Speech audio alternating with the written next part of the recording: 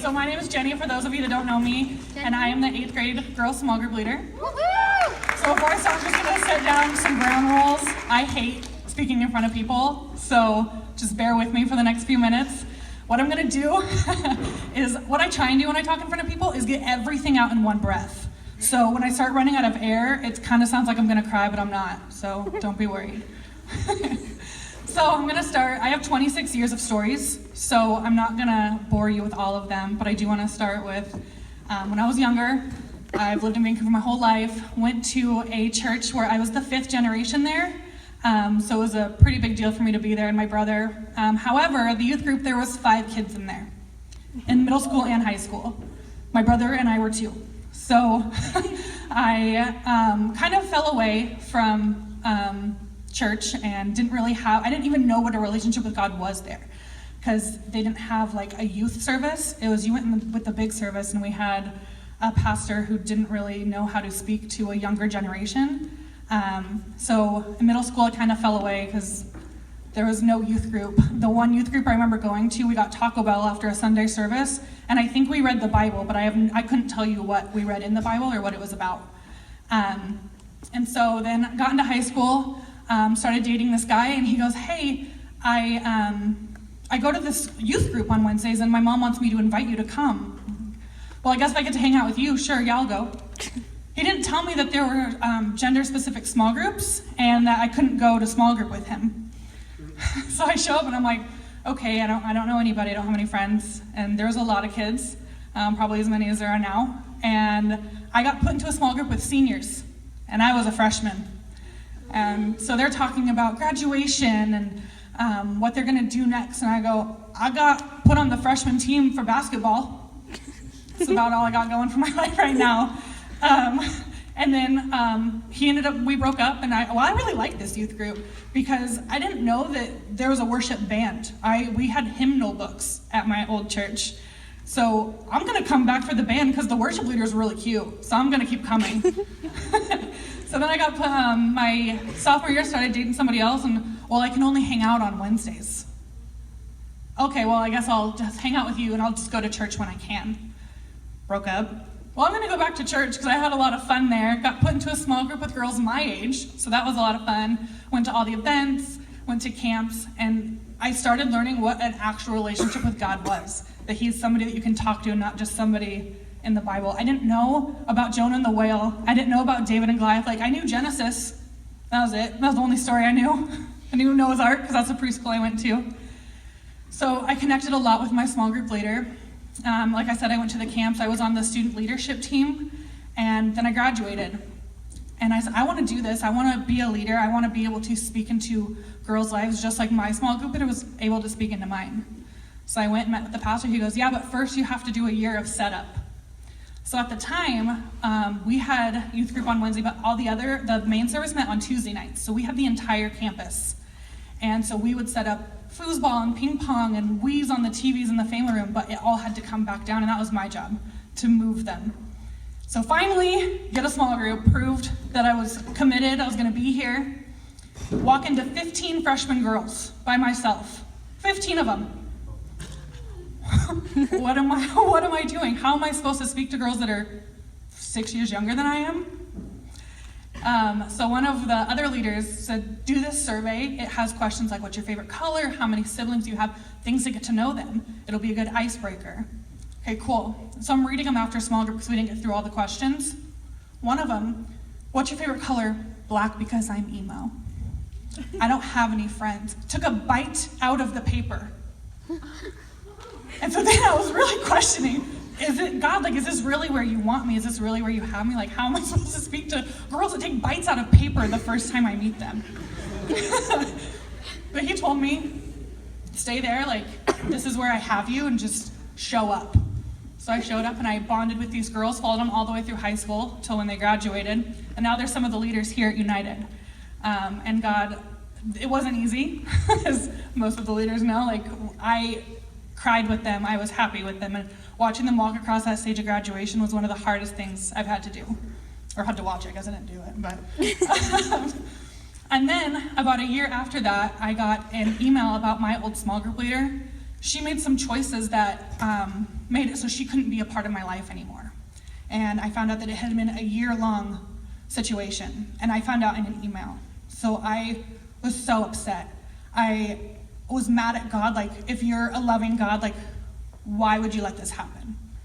And it was hard for me to trust that he was a loving God, that he was a good God, because I was so hurt and broken on the inside. Because somebody that led me to Jesus and was my personal mentor was now not a part of my life. And I didn't even know if she was following Jesus at this point. So during that time, I'm going to pull up a Bible verse really quick, so just bear with me. She actually showed me this verse, and it's actually one that really got me through that time. It's James 1:2-3. Consider it pure joy, my brothers and sisters, whenever you face trials of many kinds, because you know that the testing of your faith produces perseverance. Or I guess it's through 4. Let perseverance finish its work so that you may be mature and complete, lacking in nothing. And even though it was a bad time in my life, that verse really spoke to me, because that was, for me, it was a trial, because I had to redefine what my relationship with God looks like. And he had to reveal himself to me in a new way that showed me that he is a loving God and he is true to his word, even if circumstances suck. So then I'm gonna move forward, 2014. So we have this basement in my house. It has always been the basement.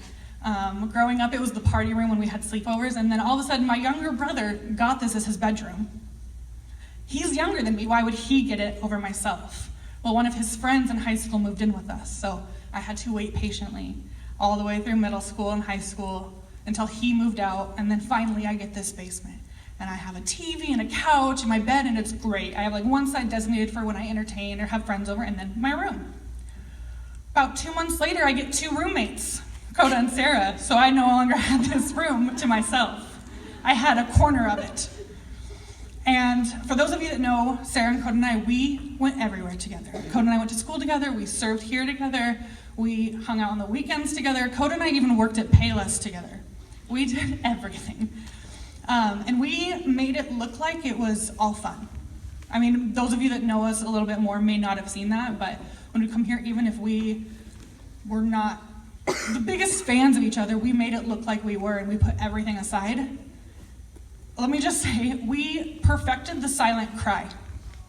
We would cry in our beds because it was so rough being around each other all the time that we would just cry about it. But the other one wouldn't know until we would bring it up 2, 3, or a month later. Oh yeah, I cried that night. You did? I did too. It was not easy. It came to the fact that it was such a struggle for me, because I'm an introvert, and so the way that I recharge is being by myself, and I didn't have that. I had my bed, so I guess if I went to sleep, I was by myself, but even then, I would have, and my emotions were like this with them around me all the time. I would go into my bathroom and turn on the water and completely break down in my bathroom. Why am I in this situation? Why do I have to have these roommates that we couldn't share our emotions with each other? That was the biggest struggle for us. I mean, it took Sarah and I until summer camp to really break down that wall. So that was one of the biggest struggles, and it was a lot of me praying okay, God, why? Why am I in this situation? Why can't I be uncomfortable and share my emotions and show them what I'm going through? But it was just easier not to. So then Coda moved out, and okay, Sarah and I were talking about moving out, but I think both of us we're a little uneasy about it, but again, we don't want to talk about our feelings, so we didn't talk about it. So eventually one of us just had to be okay, I don't think it's a good idea. Okay, so now we're going to find something else. And so I was praying about it, because I kind of tested God when it came to moving out. Okay, God, if I'm full-time, I'll move out. Okay, here's assistant manager at Payless. Okay, well, I don't have a car yet, so I can't move out. Okay, here's a car. Well, what's next? Okay, well, I don't have a roommate now. Can't move out. I don't make enough to live on my own. My friend Kylie said, hey, I'm looking for a roommate. Within 2 weeks, we were in an apartment. Don't test God. The biggest part of my testimony and where I've grown the most is my time at Payless.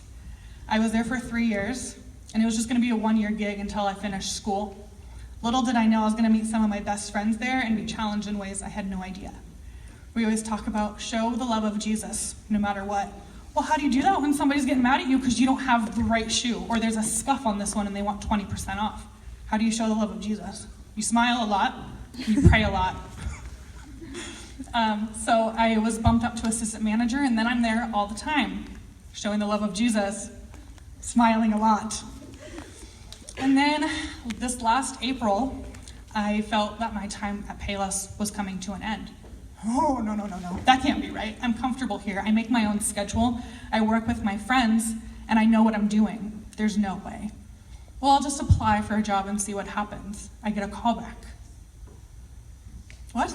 For an insurance company, where I'll have set hours and something that I've kind of wanted for the last year and a half. Set hours so I can be more involved in United, so I can hang out with my roommate. Okay, I'll go to the interview. That's it. That's all I'm doing. I'm going to the interview. Bonded with the recruiter. She was involved in youth. Okay. Within 30 minutes of that interview, I get a call back for a second interview. Okay, I'll just go to that one. I need to see what happens. It's kind of like when you watch Netflix shows and you just have to see what happens next. So I went, and then I got another call back. And I went in, we want to offer you the job. You'll start at this much, and once you get your license, you'll be bumped up.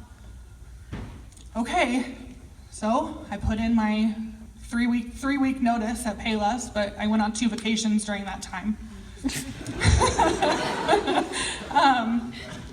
And as I'm getting ready, and leaving Payless was one of the hardest things because like I said, I was comfortable. I don't like being uncomfortable. That's really hard for me. Like I would rather stay with what I know instead of stepping outside and seeing what God has for me. Then my grandfather passes away. That was one of the hardest things. And again, I didn't see him for weeks before because I was on vacation because, I don't know. And I'm going to see him, and I get there to my mom's, and he passed away on Mother's Day. So to top it all up. So again, I'm so mad at God. Like, why would you let this happen? Why couldn't I even say goodbye? Like, why now when I'm already going through all this other stuff would you take my grandfather away? Like, he was one of my best friends growing up. He had the best dating advice. Never listened to it, but, and he always was telling us history, and as much as I didn't like those history lessons, I'd give anything to hear another one. So, but God showed me again that he's faithful. He didn't want me to see my grandfather in those last days where he couldn't even take a drink of water. So yeah, it sucked that it happened during the biggest transition of my life to date. But my grandfather also owned an insurance company for many years. He sold it when I was in high school. And apparently one of the last things he said to one of our family members was, he was looking for insurance, and he said, "Go see my granddaughter Jenny, she's gonna be selling insurance." And to me, that was like, okay, God, like, you're still good, still got it. So I guess the biggest lessons that I've learned are it's okay to be uncomfortable for Jesus. It's really funny because that's one of the first messages that Robbie ever spoke to us at United, and it's stuck with me ever since. And it also reminds me of kind of a hermit crab. When they get too big and they can't grow anymore, they have to leave their shell and find a new one. And at Payless, I wasn't growing anymore, and God had used me there, and that was it. And now I'm at a new place, and God is still writing that story. But everybody there goes to church and is involved in church, and it's such a fresh breath of air that showing the love of Jesus is a lot easier than selling shoes. So he's still writing my story, and then that's all I've got for you.